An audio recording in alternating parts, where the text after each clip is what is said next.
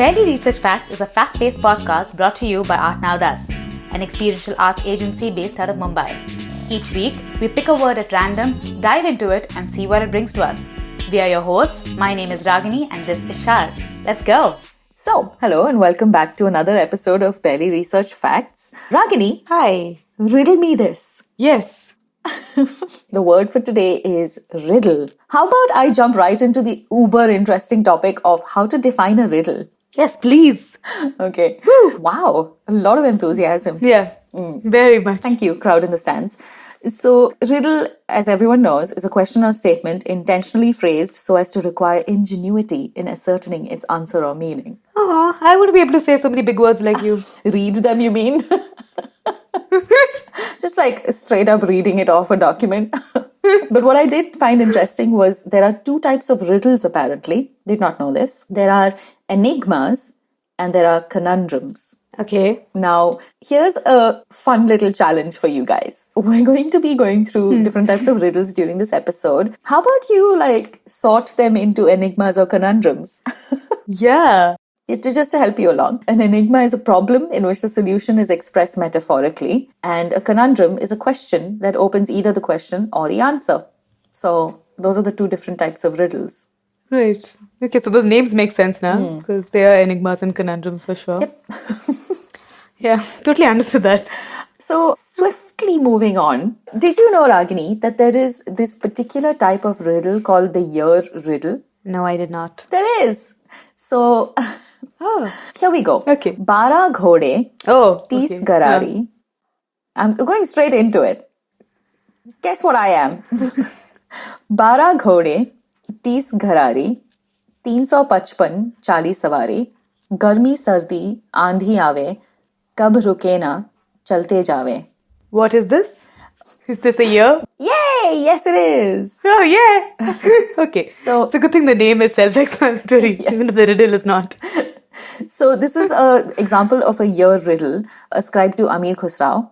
And it's from around 1253 to 1325 BC. For those who don't speak Hindi, it's 12 horses, 30 pullers, passengers 355, come summer, winter or storm, never stop, always mobile. So that's the English translation. And it corresponds to, if you've noticed, I promise I have, that it says 355. Well, that's because it corresponds to the 12 lunar cycles of the Islamic calendar year. And also this is from 1253 BC, guys. So, Okay, so they were allowed some margin of error. Yeah. So I did not know this, but the year riddle is one of the most widespread and most ancient international riddle types in Eurasia. It's first attested in Vedic tradition, thought to originate in the 2000 BC. And since then, there are you can see modern derivatives of it from Burma to Iran to the Netherlands. So, wow. Yeah, it's really interesting. It really traveled there. Yeah, it must have been a cracker at the nomadic, fire pit. Hey, Jeff, I just heard a new one from my travels. So basically what was this? They just had variations of riddles that all had the same answer. Yes, exactly. And I mean, obviously they're not sat at the year riddle convention and telling all of them at the same time. This is it's passed down and it's an oral tradition in some cases. And like Chinese whispers, it gets turned on its head and it gets, different variations basically. But it is thought that there are 4 particular types of concepts that come into play when you're talking about the year riddle. It's the wheel, trees, animals, and artifacts. So you'll find that one of these 4 comes into play. It's like the spokes in the wheel or, I don't know, many-headed animal. I don't know. So you see these motifs appear a lot in this kind of riddle. There is also from the Rig Veda, which is one of the 4 Vedic texts, there is a hymn called the Hymn 164, super cute name, which has an enigmatic exposition of the Pravargya ritual. I'm not going to go into that because it's a whole thing. It would take another podcast. Okay. But I will, for your entertainment, attempt the reading of it. Would you allow me? Of course. So polite. It's because what's this going to follow is not going to be pretty. Okay, here it goes. Dava dasharam nahi tajray vavarti chakram paridayam ratasya aputra agre mithunaso atra sapt shatani vishitiksh tasthu. Well done. Do you know what that means? Not a clue. Okay. I do have the translation, which I will bless you with now. With 12 spokes, for it does not become old, the wheel of the truthful order turns on and on around the sky. Suns in pairs, O Agni, 720 are standing. Yeah, I still have no idea what that means, but I'm guessing the answer is a year. It's a year. Yay. So, yeah, I would be really good at riddle competition back at this time. yeah, just going around just like... Doesn't matter what the riddle is. It just... Oh, that's a year. Yeah, that's a year. What's black and white and red all over? Oh, it's a year. You guys, I know this one. Okay, so riddles were clearly much more forgiving in ancient times than they are. Maybe it was for folks like us. brutally. Let's give them a shot. So that's the year riddle, and there are examples that have been seen also in the Mahabharata, and across different countries, the Netherlands, Burma, Iran. So it's really interesting. Yeah. I had no idea about this. But I did know that riddles actually, the oldest riddle that was ever found was found on an ancient Sumerian clay tablet. Cool. And it dates back to about 2350 BC. So that tracks with us for sure. The word riddle also has same origins as the word read, right? And in Old English, the word for riddle would mean to interpret or to guess. The word also has its counterparts in other Indo-European languages like German and Dutch. And it always revolves around the same meaning, which is to understand or to interpret the symbols. So that's a little bit about where the word riddle comes from. And then from Mesopotamia, which is where the oldest preserved riddle comes from, the tradition of riddling spread to the Near East. And there are examples of this in ancient Greece. There is a quote by Aristotle where he mentions a close relationship between a riddle and a metaphor. Good riddles do, in general, provide us with satisfactory metaphors, for metaphors imply riddles, and therefore a good riddle can furnish a good metaphor. I like how he says satisfactory. Not like great. You're all right. It's just like, yeah, it'll do. Yeah. Well, ancient and medieval literature is full of riddles. They were used to bring suspense to the text and to pass on cultural tradition. One example would be the double meanings hidden in the written words that composed the foundation of knowledge of the medieval scholars. In that sense, riddles also had an educational purpose because they were designed to approach their audience through one or many meanings of a single word, and therefore it got people to think. Now, when I read this, I thought, okay, cool. So, my first thought when I heard double meanings was, oh, dirty. Then I read this and I was like, oh, okay, no. They were just trying to teach. Good. But then this is the example that I came across, okay, which fully took me back to dirty again, but I'm going to read it out. This is from a book called The Exeter Book, which is an anthology of Old English literature from the 10th century and is a collection of more than 90 poetic riddles. Wow. Here is one of them. I am wonderful help to women, the hope of something to come. I harm no citizen except my slayer. Rooted I stand on a high bed. I am shaggy below, sometimes a beautiful peasant's daughter. An eager-armed proud woman grabs my body, rushes my red skin, holds me hard, claims my head. Curly-haired woman catches me fast, will feel our meeting. Her eye will be wet. What do you think this is, Shar? I think there's really things like wet where there shouldn't be and things like red where there should. I don't know. It just sounds a bit uncomfortable. Yeah, it's an onion, you dirty girl. An onion? Yeah. We will put this down in the blog and you can go through it and see how this could be an onion. Yes, be uncomfortable. Enjoy. And so that is the history of the riddle. It goes as far back as 2350 BC. And in fact, you obviously have examples of riddles in various cultures. And the Edda, which is a collection of medieval Norse poems, is also a source of riddles, one of which has been used in what is one of my favorite books, The Hobbit.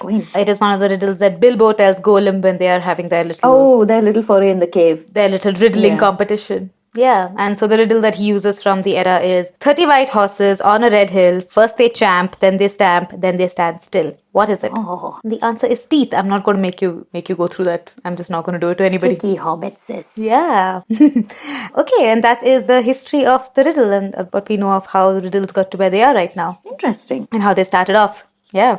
Moving on, I did mention that riddles had, when they traveled east, there was an interest in riddling and philosophy. And one of the things that sort of continued on as from there is the idea of building philosophical riddles, or as they are more commonly known today, philosophical paradoxes. Ooh. A philosophical paradox is something that in the telling of the riddle, there is a logical conclusion that can physically happen or can feasibly happen. However, when you break it down into the paradox, you sort of realize that, what is feasibly bound to happen will not happen if you were to just consider only the paradox. So there are a lot of these, but I came across two that were particularly interesting. So there is a paradox of Achilles and the tortoise. Okay. All right, which was put forward by the Greek philosopher Zeno of Elea in the 5th century BC. So it begins with Achilles, who is a great Greek hero, challenging a tortoise to a foot race. So really, keeping the bar high there. He knows what he's doing. Except, what if the tortoise bit him in the heel? Achilles, you silly fool. That's where Achilles' heel actually comes from. So, now to keep things fair, he agrees to give the tortoise a head start of 500 meters. All right. When the race begins, Achilles, unsurprisingly, starts running at a speed much faster than the tortoise. That's expected, right? So by the time he reaches the 500 mark, the tortoise has, say, only walked about 50 meters ahead of him. But by the time he reaches the 550 mark, the tortoise has walked another 5 meters. And then by the time he reaches the 555 mark, the tortoise has walked another 0.5 meter. Now, what basically trying to say is that logically, if you read it this way, it feels like every time Achilles reaches where the tortoise has reached, the tortoise is always just a tiny bit ahead of him, in theory. Because if I give you a head start, by the time I get to where you are, you walked a little bit. And of course, logically, I can overtake. Achilles can overtake the tortoise. But in this, if you were to put it down in this scenario, where every time Achilles hits the point, the tortoise has walked a little bit more and a little bit more and a little bit more, then theoretically, he can't actually ever overtake the tortoise. That's interesting. My brain has worked overtime to try and understand this. To figure this out, takes a while. But basically, whenever he reaches somewhere the tortoise has been, the tortoise is not there anymore. So he's moved a bit forward. So therefore, Achilles is always catching up to the tortoise, in theory. But of course, logically and intuitively, we know that Achilles can. I know what logically and intuitively will be my problem if I did this. Arrogance. I'd run the 500 meters and then go and get a chocolate milkshake and then be too... Oh, so you're basically the hare. In the hare and the tortoise. This tortoise is a little bit challenged a lot. He just keeps... He's really come out shining. He just keeps plugging on. You guys do what you want to. I'ma go. I'ma go. Now, the trick here is to not think of the Achilles paradox in terms of distances and races, but rather as an example of how any finite value can always be divided into an infinite number of times, no matter how small its divisions might become. So good luck understanding that. There is no smallest amount that you can divide it into. That I understand. I can't fathom. Well done. When people start talking about the size of the universe or the size of our galaxy, how you think, it's 12 million football fields. That's not accurate, by the way. This is just an example. But that when your brain tries to comprehend that, you can't, because the scale is difficult. So I compare that to this, where when you're talking about it being divided into such tiny amounts that, no amount is too tiny, it's the same. It's confusing. I guess that's why it's paradoxical. In a nutshell, it's confusing. Yeah, it's confusing. Help, please. There's another paradox, and this is a little bit more, that was in the past, this is in the future, but it's called the bootstrap paradox, and it's to do with time travel. Super interesting, by the way. So basically, the question is that how is it that something that is taken from the future and placed in the past could ever really come into being in the first place? It's a common science fiction plotline where you'll always have somebody from 50 years in the future coming to tell you that, oh my God, stop doing this right now. It's going to be a terrible thing to do. And, and you do it. And so basically, the knowledge of the future comes in the past and informs the past. But then, and at some point, where did that knowledge really begin from in the first place? So, for example, say you are a time traveler and you travel back, you bought a copy of anything, name a book, like an old book. Okay. You bought a copy of... The Vedas? Okay, the Vedas. Let's go there. Okay, and then you basically travel back in time to 1200 BC and you hand it over to a group of scholars and say, this is it. Now, they have the book from the future. They write down what they've seen and they pass it, then they continue to pass it along. Now, time continues as it does. And eventually, copies of the Vedas continue to be in existence. And then finally it lands up to the period of time where you have found the Vedas. Oh, so it's like a loop. Yeah. So therefore, who actually wrote the Vedas? Because you found it and you took it back in time to that group of scholars. And then they passed it off as their own thing and they kind of like it kept going forward in time and eventually reached you all over again. Yeah. Thanks, Ragini, for breaking my mind. Yeah. And that is I'm the going to go have a bootstrap. cup of tea now. Yeah. There are a bunch of Time these travel, that are yeah, very time interesting, travel in actually. particular, really. There's always a loophole. There's always something that's confusing or not logically, like, can't make sense of it. So, thanks, Ragini. It does just make sense, but you're also just like, but that can't really happen. And that's what like really breaks me. What Jeff wrote it? Yeah, just like, but that, you're breaking me at this point. But yeah, but that is, those are philosophical paradoxes. I'll put a bunch more in the blog post because they're just interesting. And if it's something that you like reading about, then it's just fun to know. If you don't, you don't have to read it. It's fine. Okay, passive aggressivo. No, but I found that really interesting. Like, speaking of, I'm trying to very hard to bring my bit in next. But speaking of things that are mysterious, I guess, to you.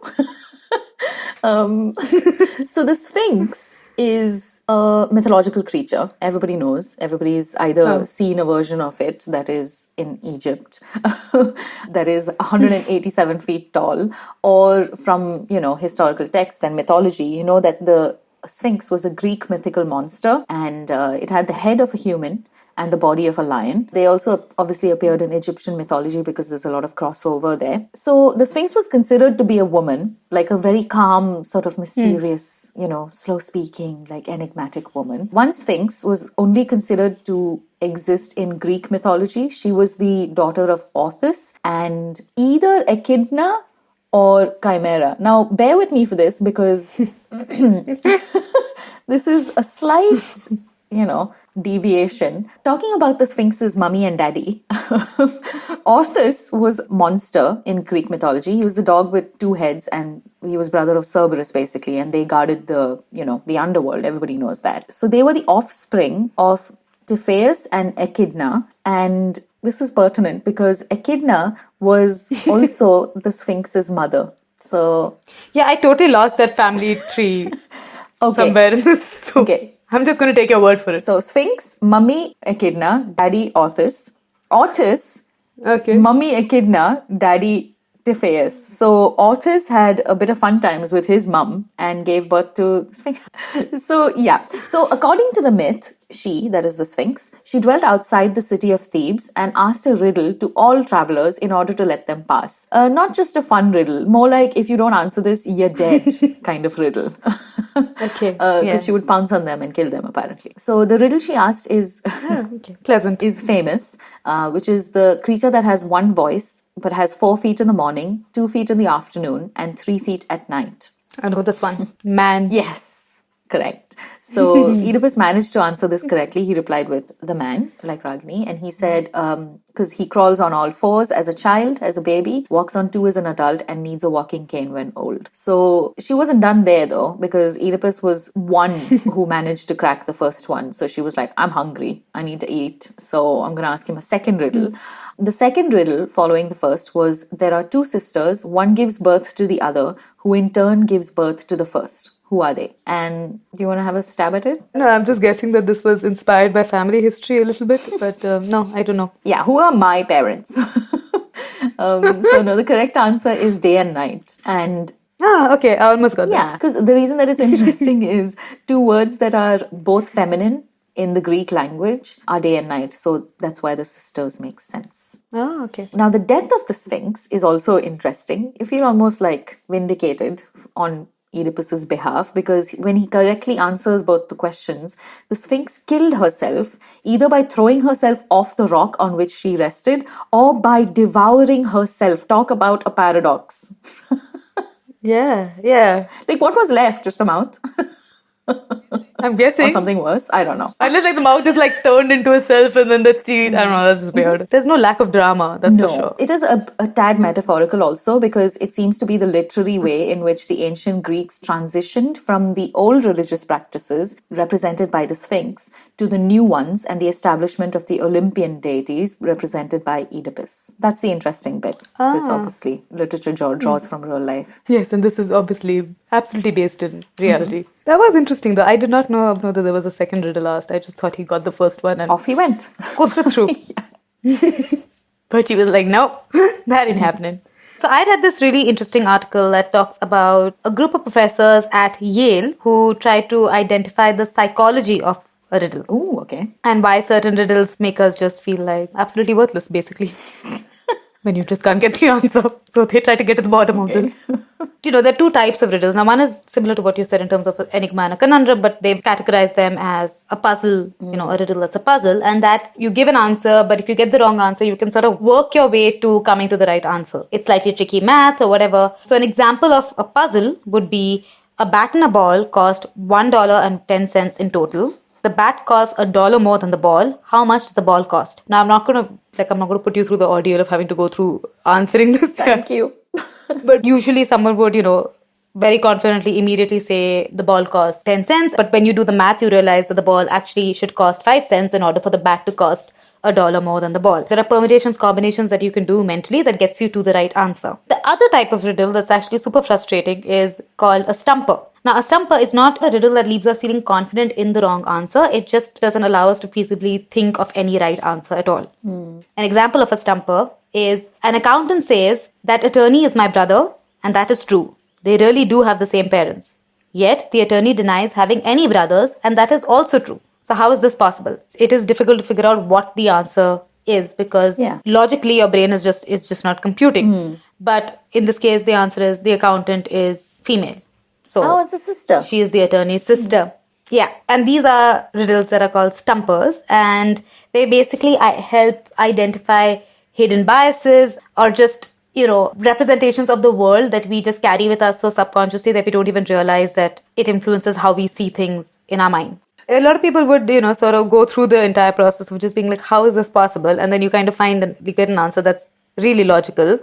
But what it also, and so, which is why they call this type of a riddle a stumper. It helps you identify subconscious biases. It also helps you, they've also realized that riddles can be effectively used to gauge how someone can relate to the way somebody else thinks. So the idea is that your life experience doesn't allow you to have the answers come to you. But if you were to place yourself in somebody else's situation, you might be able to answer a riddle. So they basically suggest that riddles can be used to assess someone's cognitive empathy.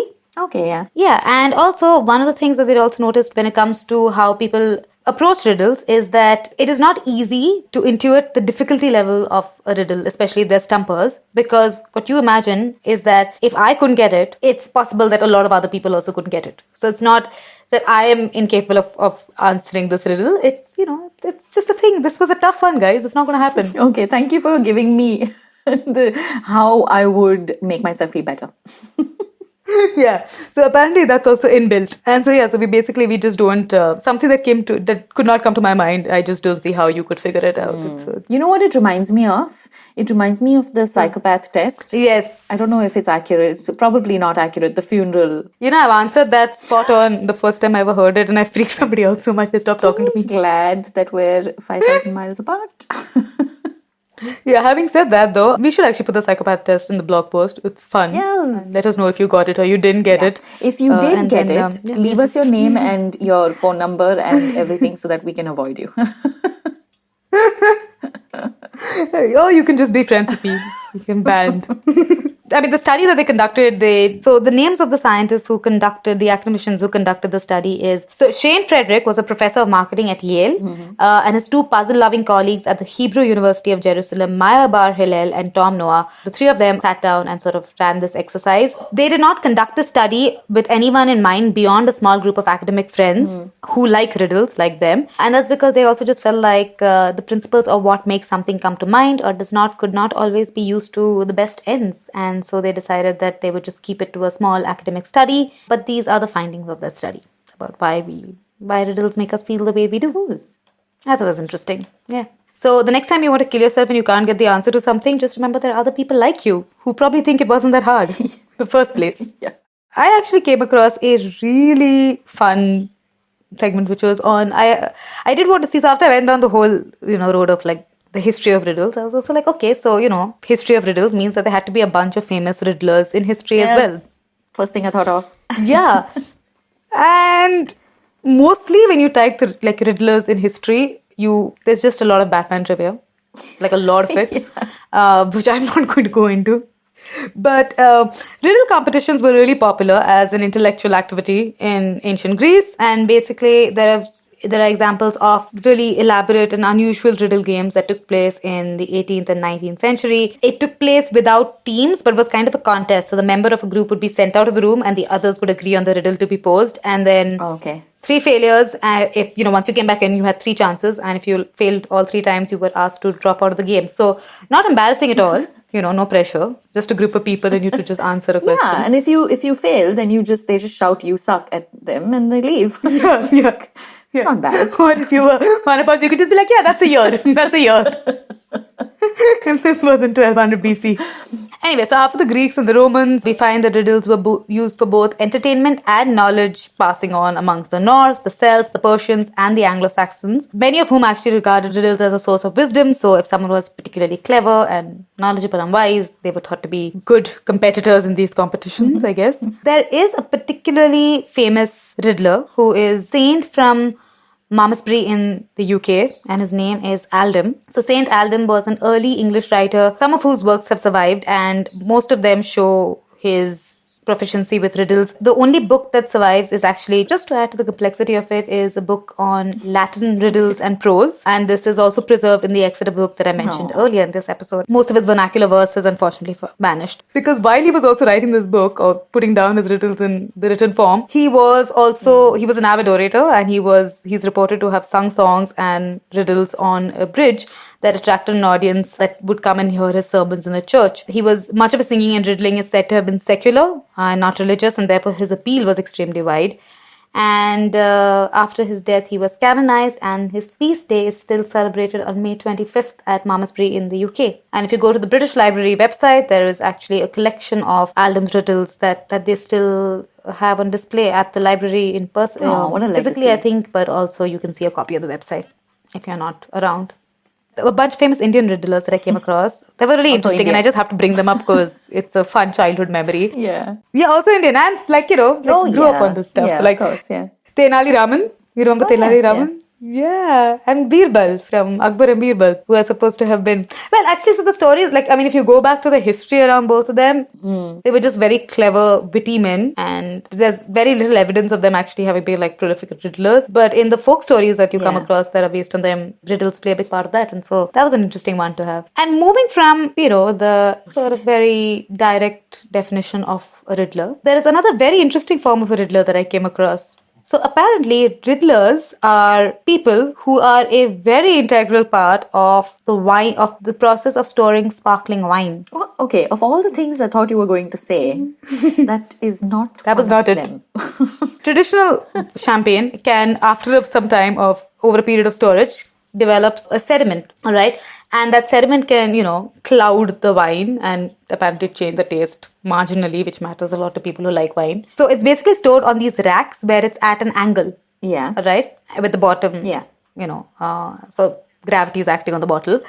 And about every couple of weeks, the bottle is riddled, twisted in both directions and tilted at a slightly more severe angle so that all the sediment is collected in one spot. And at this stage, the layer of sediment is removed and the wine look all beautiful and sparkly again. And in more modern times, this is done by a machine. Yeah. However, in traditional wineries, there is a person known as a riddler who does this by hand to as many as 40,000 bottles every day. Wow. And there are some wineries that still keep a master riddler on hand, and there are specialists who are known for their breakneck speed at which they turn several thousand bottles every hour. I was going to say, I wouldn't know if I would like this job or hate it, but I think just from the several thousand, breakneck speed, no, I do not travel at breakneck speed ever. So, no, I admire them, but no, thank you. Yeah. And now, if you want to not be a riddler yourself or you can't afford to hire a riddler, apparently there are tiny riddling racks that you can get online that will allow you to store your wine appropriately. Maybe we should patent a product where you can have a riddling rack that not only riddles, but it also riddles. Get it? So while you're turning it, it asks you every time you turn it, you're just so, riddle me this. Oh God, that'd be in pieces in minutes. If it was in my house. Bottle broken, in tears, just be like, oh God, I can't do this. Yeah, I think I just drink the wine before the settlement formed. That's my solution to this. Speaking of wine, let's talk about a literary booze hound, otherwise known as, not to defile his character, but he is known to have, he was an Irish author called James Joyce. Oh, yeah. Who everybody knows, I'm sure, or has heard of at some point. He has apparently a rich history in leaving riddles, either told by characters or in the narrative of his books. And he's written a really famous book called Ulysses. And one of the things that he's done in this book is pose a riddle that is almost a mock riddle, some would call it. It's by one of his characters called Stephen Dedalus. He poses it to his students, and the students are puzzled, the readers are puzzled, everybody is puzzled. James Joyce, who probably knows what it means. But here's the riddle, it's short and sweet. The cock crew, the sky was blue, the bells in heaven were striking 11. 'Tis time for this poor soul to go to heaven. Now, I won't ask anybody what this means because it's debatable. Is it a funeral? It's not, yeah, it is. It's the fox burying his grandmother under a holly bush. So you were... I was close. In Yeah, okay, a good. sort of small way. So some people say that it's supposed to be a non-answer to a mock riddle in the first place. There are symbols of significance here which are derived from all sorts of places. Like it shows a lot of knowledge of religious texts, of folklore, mythology. It's a lot of it pulled together. I'm not going to attempt to go into explaining it because people far cleverer than me have put it down. So we'll put a link down. But that was the first of two James Joyce riddles. The other one was slightly like said in passing, sort of, but human beings being human beings have taken it very seriously. So James Joyce apparently posed a riddle. How do you cross Dublin without passing a pub? Now, Dublin, obviously, there's thousands of pubs across the city of Dublin. The Irish are not known for being abstinent.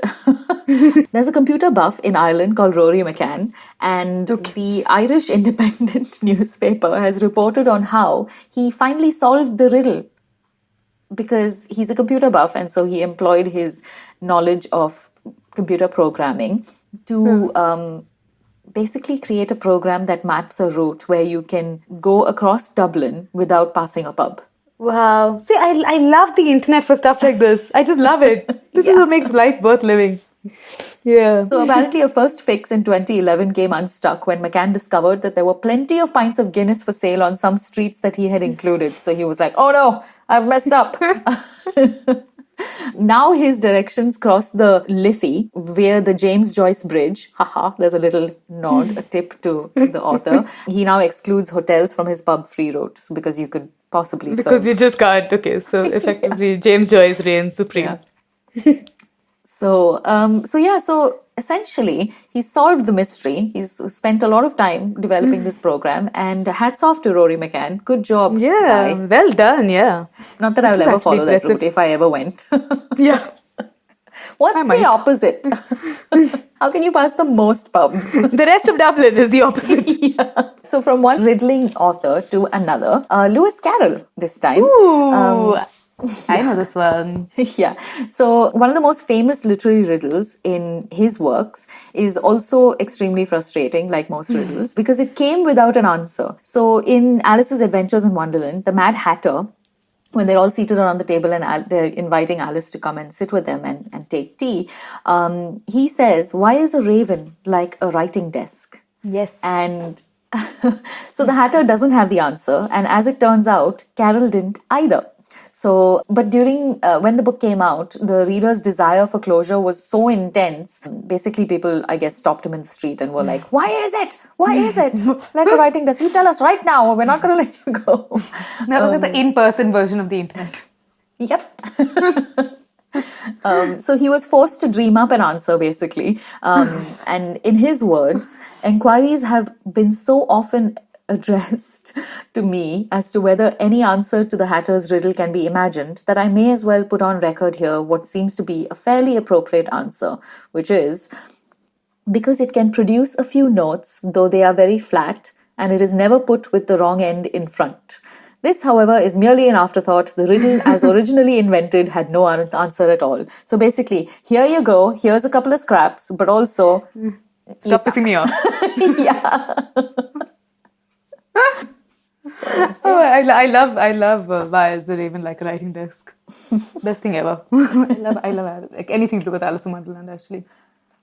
But speaking of famous riddles, and this is the last bit for the podcast, I went down the road of a very famous riddle, Tom Riddle from Harry Potter. Oh, the best. Yay! So, really cool story. But basically, you know how in Harry Potter, people don't say Lord Voldemort's name. People have asked J.K. Rowling about how, where did she come up with the idea of having this villainous character that everyone was so petrified of that they couldn't even take his name.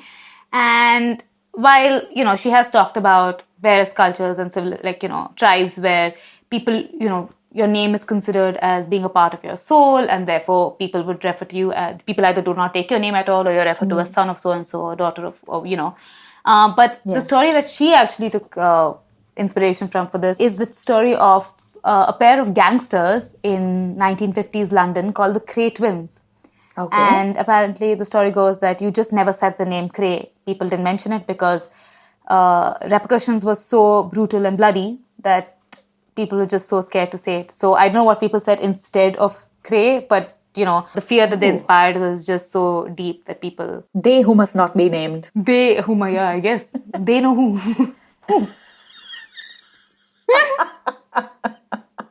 That would be a fun game to play. You know them.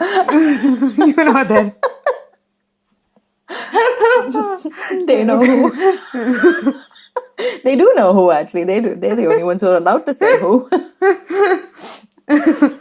And so that's where she actually got inspiration for how you just never say Lord Voldemort's name. Coming to Lord Voldemort, apparently the T in Voldemort is silent. So it's Voldemort. Yeah, Really? and there are instances of J.K. Rowling having said Voldemort, but she says she only says it when she's engaging with fans, but otherwise she means it to be Lord Voldemort. And as my final little fact, if you do want to go and ever pay your respects to Lord Voldemort, J.K. Rowling's inspiration for the name came from a churchyard in Edinburgh, where there is a gentleman by the name of Tom Riddle, spelled as Riddell, who died at the age of 72. While Tom Riddle, as in Lord Voldemort, or Voldemort, died when he was 71. And ever since people have found this out, fans have been leaving flowers at Riddle's grave. And you can be one of them if you're ever in Edinburgh and are so inclined to do so. Cool. And with that is the end of our episode, guys. Oh, this has been a fun ride. Yeah, it really has. We'll see you in 2 weeks with something else. With our 10th episode, yay! Yay! See you How soon. exciting. Bye. Okay, that's it for today. The episode you just heard was edited by Mohit Chandelier. Music for the episode is by Charitha Arora. If you'd like to reach out to us about the podcast, the episode, or you just want to say hi in general, we're on Instagram as Barely Research Facts. You could also come to the website at www.artnowthus.in. If you like the podcast, review, subscribe, and please share it with other podcast lovers in your circle. It would mean so much to us. Until next time, bye.